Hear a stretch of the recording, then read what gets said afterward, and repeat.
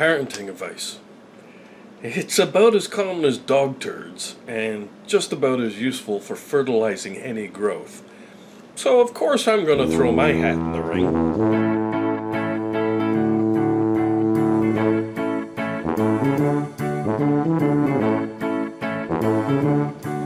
I am referencing several articles in doing this video, and you can see them below. There are links to each article in the description. And let me tell you right off the top, I am not Harvard trained. In fact, I've never attended any university. I have no degree. I am just a retired carpenter and welder. I'm a veteran, and I'm somebody who has raised kids. I guess I could include that I've also lived with garbage parents, so I've definitely seen some examples of how to not do things. Hopefully I've learned how to do better, and what I'm sharing is my experience instead of more stuff learned in a classroom. I should also point out that I live in Canada, not the Netherlands. One of the authors for one of the articles lives in the Netherlands, where they only get about 25 days of snow a year. We get a little bit more snow than that in Canada. So I get that cultures differ greatly.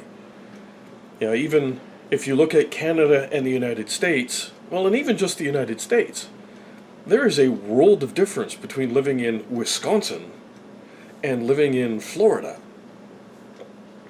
So I think it's worth taking what you can from any example across which you come.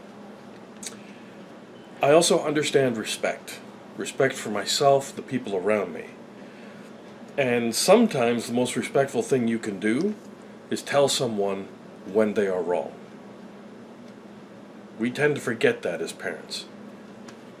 And when it comes to doing it with kids, the difference really between caring and criticizing is what makes correction useful. We have a lot of parents who think that children are supposed to know. I have lost count of the number of times I have been in a grocery store, in a restaurant, in a fast food place, and seeing a parent get upset with their child, a 3-year-old, a 5-year-old, because the child is unable to make up his or her mind. Wow. Okay, mom or dad, whichever one is doing it, it is your job as a parent to know what your child likes. It is your job as a parent to get whatever it is that you are getting and give it to your child. And for all of those who will say, this is child abuse, here's the bottom line. If you order a hamburger for your child and your child refuses to eat it, then you tell your child, okay, go hungry. If you make a meal for your child and your child says, I don't want that, okay, go hungry. You buy Cheerios and your child says, I wanted honeycomb. Okay, then don't eat the Cheerios. It's a really simple thing, because once your child learns that what you say goes, that you are in fact the parent, you are in charge, and you're supposed to be in charge, then they do what they're told to do. They eat what they're given to eat. When they are 18, 20, 40, 50, whatever age, they can buy the food that they like. Otherwise, you eat what is put in front of you. Now, speaking as someone who is unable to eat cauliflower or broccoli, either one. I eat either one and I gag. And if I try to swallow it, I will throw up. So I get it. There are things that kids genuinely are unable to eat. broccoli, cauliflower, soybeans, Brussels sprouts. There are things that kids they just cannot stand the flavor. Okay. When you come across something like that, all right, it's understandable. But when you're running into a situation where your child is saying, oh, I don't want the cheeseburger, and you know they like cheeseburgers, then, okay, either eat it or go hungry. That's your choice. I've gotten a little off script. I apologize. Of course, if I never said anything, you wouldn't know. But the reason I'm mentioning it is I have 3 sheets of paper for a script. Plus, I have some notes on those 3 sheets of paper. Some handwritten notes. I guess I should try to stick to the script. Okay, let's do that. Let's look at the articles that I've noted in the description below.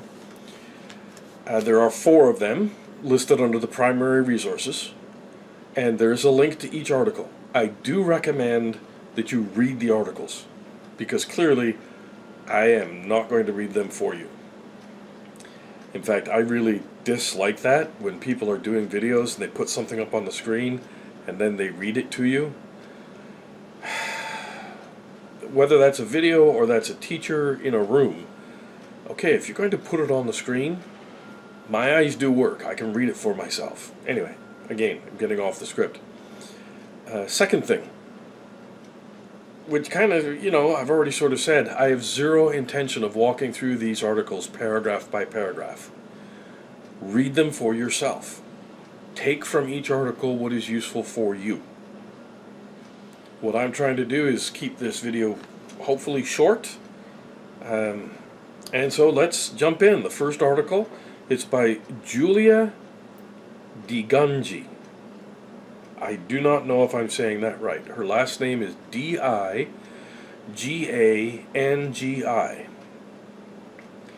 So, Julia DiGangi, I think. She is the Harvard-trained neuropsychologist, which is part of the reason why I started saying I am not Harvard-trained. I'm not. I'm trained by raising kids. I'm trained by being raised by some stellar bad examples. Now, Julia's first advice, and it blew my mind when I read this.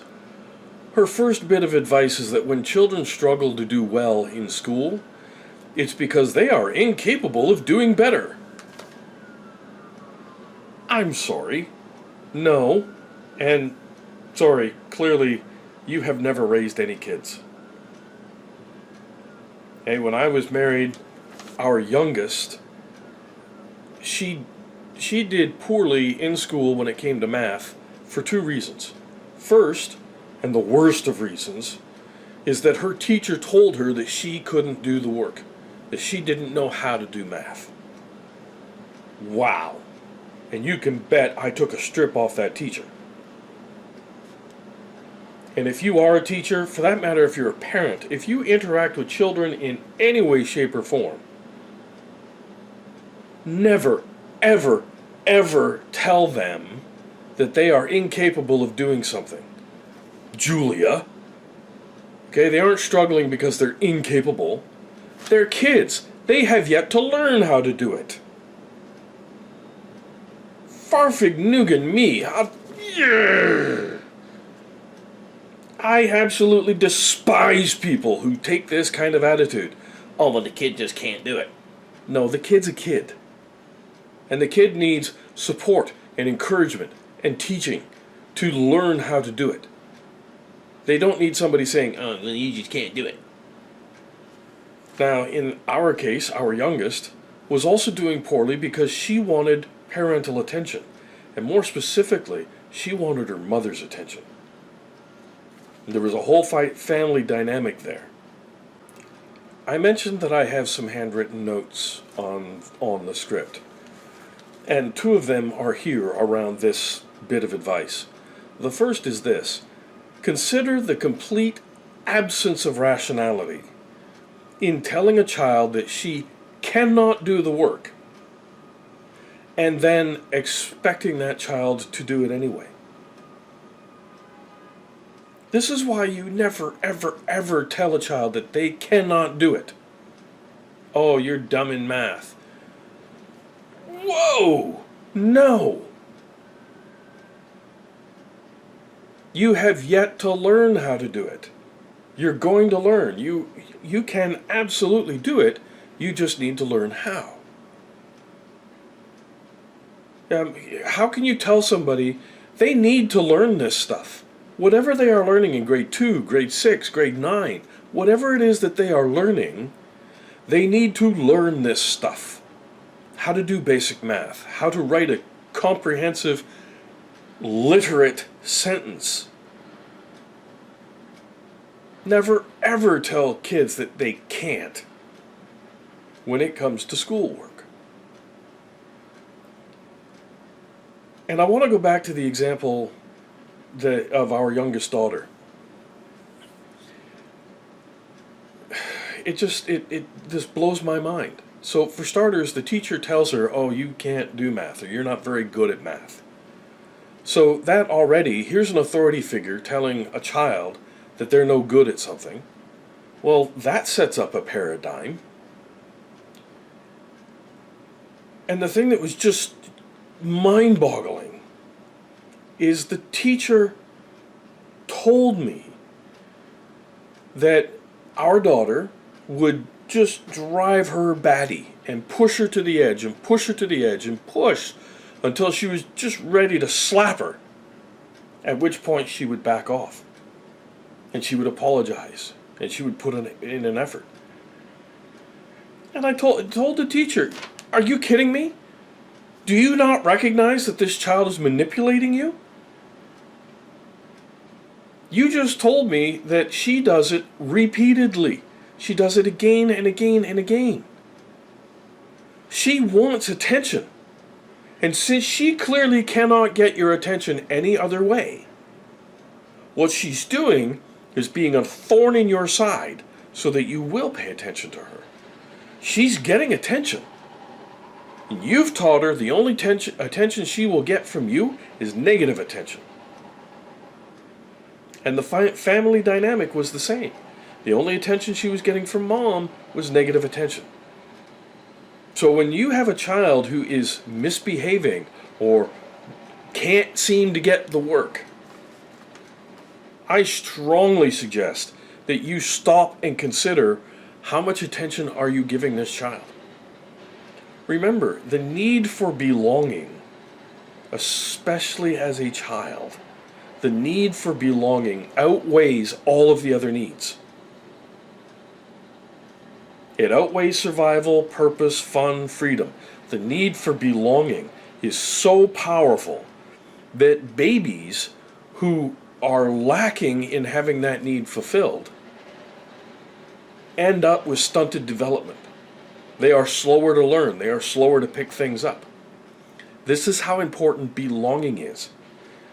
And trust me, as someone who was not loved by his parents, I can tell you, it farfignugans up your life to a huge extent. And I will go to this extent. If you are unwilling to love your child, despite the damage that it will do, give your child up for adoption.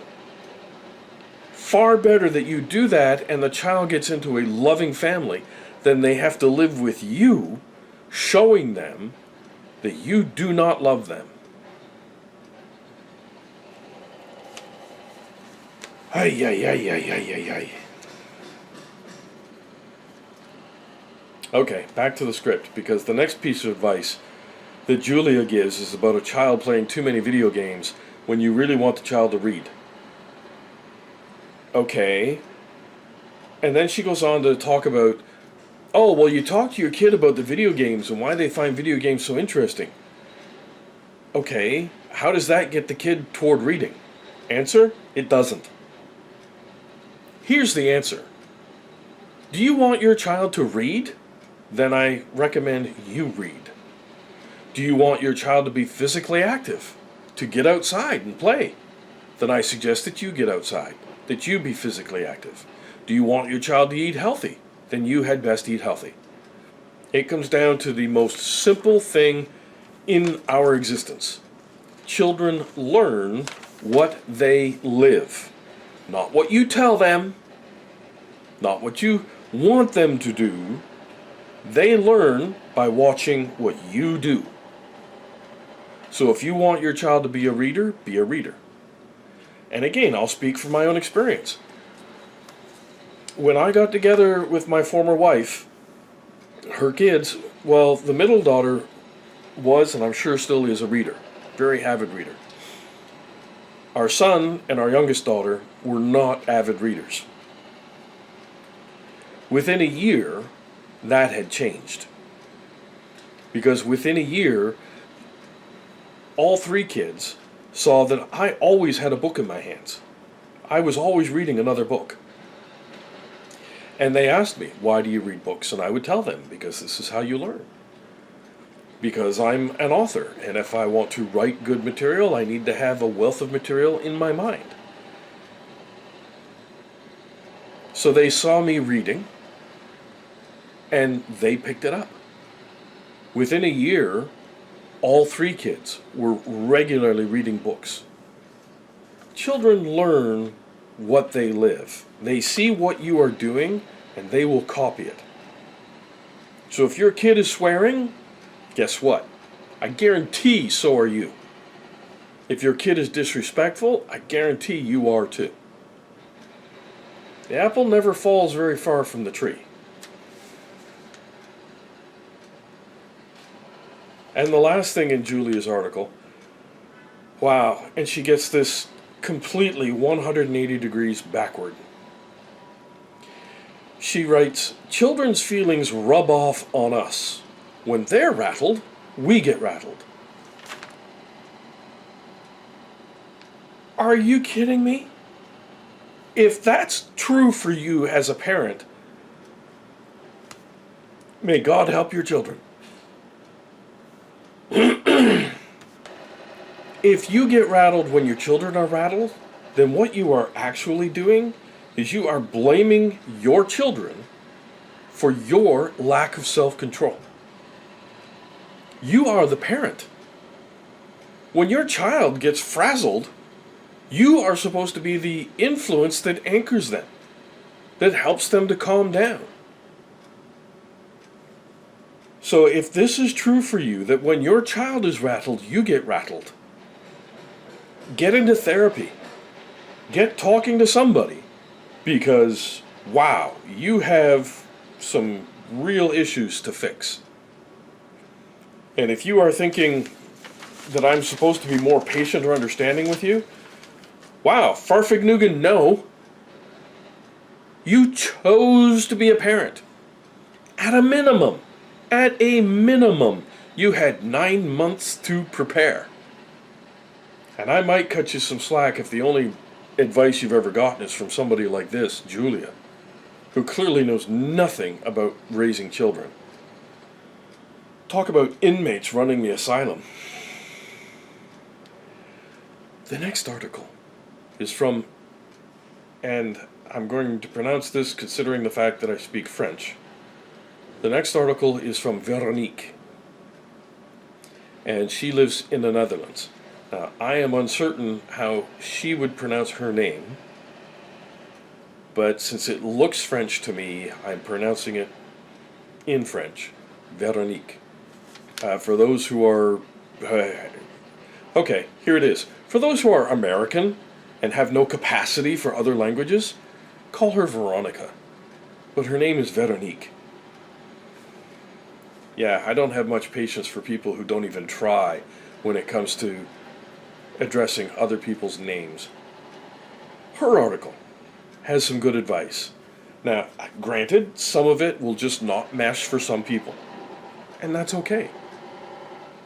No one has to agree with somebody 100% of the time.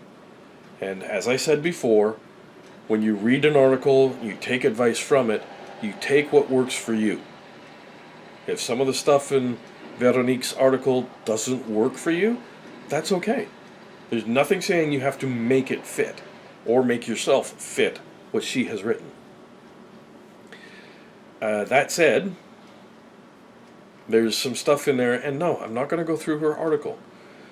There's some stuff in there that really, case in point, that they only work 40 hours a week. Okay, bully for you. I have met single mothers who are working 3 jobs to keep food on the table and the rent paid. So, I'm thrilled that you only work 40 hours a week, and that's enough money to cover your living expenses. There are people here in Canada, and I guarantee in the United States, who that isn't going to cut it. They need to work 2 or 3 jobs, and sometimes both mom and dad need to be working 2 and 3 jobs. And as for the advice about cycling everywhere, let me say again, I live in Canada. We get a little bit more than, 20 to 30 days worth of snow in a year. So cycling everywhere, really not an option. And for those who live in the States, I get it. If you're in Louisiana or Florida, you can cycle year-round. Imagine trying to cycle in Illinois in January. Or Wisconsin starting in probably November.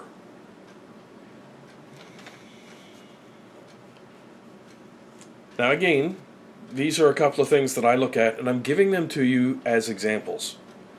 Because Veronique's article has good stuff in it, has good advice in it. But depending on where you live, some of it will be applicable and some of it will definitely be not applicable. What I'll say is, knowing the basic principles of what she has in her article, that's hugely useful. The case in point, cycling everywhere to, take their kids to school. Okay, well, here's a thought. How about you just don't drive your kids to school? If it's 2 miles to school, your kids can walk it. Now, should you, a grade 4 student, a grade 2 student, should you have them walking 2 miles to school and 2 miles home? No. Okay, I absolutely understand why, if there is no other option, you would go and pick them up. Next is Margot's article. Now, of the ones that I'm referencing, she is the only one who includes the fact that she is a mom. And the advice that she shares kind of reflects the fact that she has raised kids. Now, same thing. She has raised kids. I have raised kids. Great. Wonderful. There are some things about which I clearly have some very strong opinions. For example, wow, never ever tell your kids that they cannot when it comes to learning. They can absolutely learn everything. But understand how you deal with children is going to change both based on the situation and the child. You can have 2 kids doing the exact same thing. And I have done this, with 3 kids. 2 kids doing the exact same thing. They're both doing a thing they ought not to do. And they know they are not supposed to do it. And when it comes to the punishment, I give them different punishments. And I'm thinking of the girls, again, I've had them say, well, why does she do that and I have to do this? Because for her, that's a punishment. For you, this is a punishment. And a couple of times, not every time, I can remember a couple of times when I was able to say, if I asked your sister to do this, she would actually find that pleasant and enjoyable. But I know that you don't like it. And that's why, for the next 20 minutes, this is what you're doing. Or, until it's done, this is what you're doing. I'm telling you to do something that I know you don't like doing, because the whole issue that we're having is that you need to be responsible for yourself. And I get it, you don't like doing this. And part of what I'm trying to communicate to you is, all right, even when you don't like it, you still have to do it in a responsible fashion. It has to be done correctly.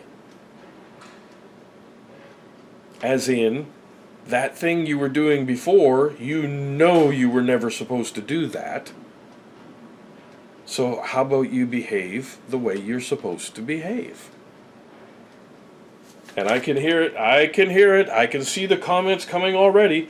Well, who are you to take the name to do? I'm the dad. My wife is the mom. It's our job to teach children, our children, how to behave. Digging holes in the backyard, and especially digging a hole in the backyard after you asked and were told no, and then you went and did it anyway. Okay, that's wrong. So, here's your punishment. You are going to stack the firewood, which one of our daughters thought was fun. She enjoyed doing it. Our other daughter hated the fact that when you stacked the firewood, you got dirty doing it. So, okay, stack the firewood. Now, when she did it, there was actually quite a bit of firewood. And she only had to do it for about 20 minutes. And yes, I did it with her. And I did it with her partly to make sure that while she was doing it, she did it correctly. But I also did it because, you know, it's something that she doesn't like doing. She's going to like it even less if she has to be out there alone doing it. And I have seen parents do this. You tell your kid to do something, and instead of doing it with them, you sit on your duff and watch them do it. Wow. Somebody should slap you, because that's the wrong thing to do. Guess what? Yep, I'm off script. I have no clue, because I also have not been watching the clock. I have no clue how long this video is getting. But I can tell you that we are on to the last article. And the last article was written by Ramani. I hope I'm saying that correctly. But from her bio, she has learned what she has learned in a classroom and has written a couple of books. Everything in her article is accurate, but everything in her article is negative too. So my recommendation is that when you read through her article, you use it as a guide for things to avoid. Because if you are constantly filling your kid's life with poop, believe me, they are going to turn out very different from how you would want them to turn out. This also would be a good time maybe to remind you that the first link in the description is to the PEP and POOP reference chart.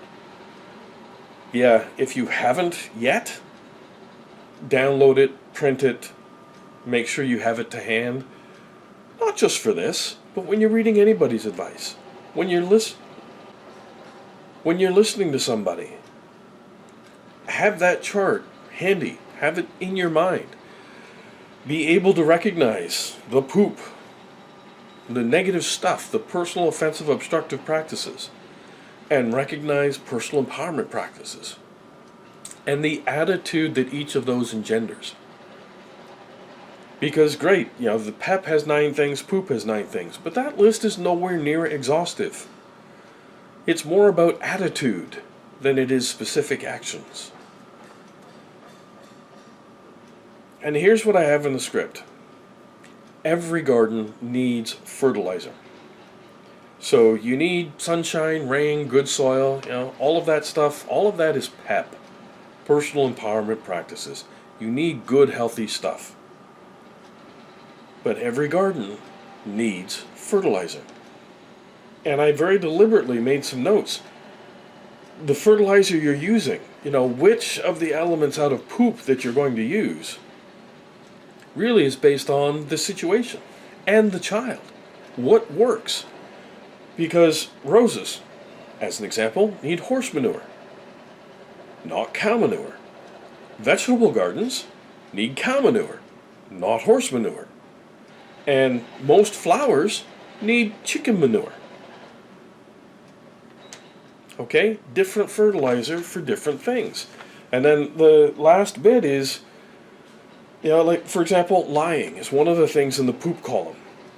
There is never a good reason to lie. That is not a fertilizer you ever want to use. And blaming. Assigning blame can be a good learning experience. I remember, and this is a story I use frequently, the two girls were fighting, so I called them both over, listened to both of their accounts, and when they were done, I was able to go back and say, okay, daughter number one, you did this, and you know that that's wrong. So I'm assigning blame. Daughter number two, you did this, and what she did was smacked her sister. Okay? You did this, and you know that's wrong. So assigning blame can be a learning experience. But just blaming your kids, say anything that you say that even gets close to, why can't you be, then whatever. Okay, why can't you be more like so-and-so? Why can't you Why can't you? No. Farfig Nugan you. Your child is doing what you have taught them to do. If your child lies, it's because they believe you lie. If they take stuff that isn't theirs, it's because they see you taking stuff that isn't yours. So, that kind of blame, that's just wrong. Under poop is also changeability. Whereas in PEP, it's consistency. Okay, well, if you're just all over the place, for example, with my parents, it was impossible to know what would make them angry, what would upset them.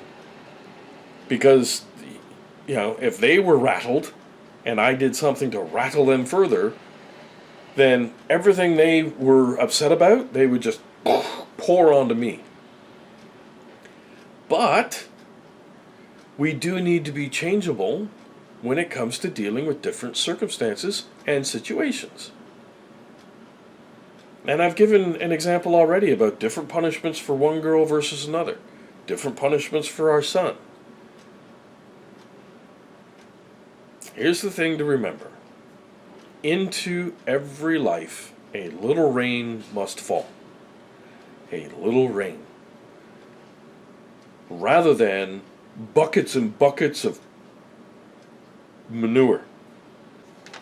And the last thing I wrote is, the next time that your daughter complains that you are nagging her to take out the garbage, tell her she's right. Yes, I am nagging you. Because this is what happens when you procrastinate. I told you to take out the garbage. You didn't do it. So now I am on your case to take out the garbage. If you want the nagging to stop, take out the garbage. It's really pretty simple. The only thing that you need to remember as the parent is that there is always a deeper conversation to be had around personal responsibility and community accountability. You can't always have that conversation with your kids. You're not ready for it, they're not ready for it, the circumstances say it's a bad time for it. But that deeper conversation is always there. And you need to find opportunities to have it. Touch on it repeatedly. That, hey, you know what? You need to learn to do this for yourself. And then when they don't, say, hey, you know what? I'm the mom. I'm the dad. We are your community. You are responsible to us. And when we tell you to do a thing, you need to do it. You need to do it. Thank you for watching. If you have questions, comments, feel free to put them down below. Even if you disagree with me, feel free to put it down below. Just be courteous. If you get out of line, if you get obnoxious, YouTube gives me the option of deleting your comment. I will. See ya.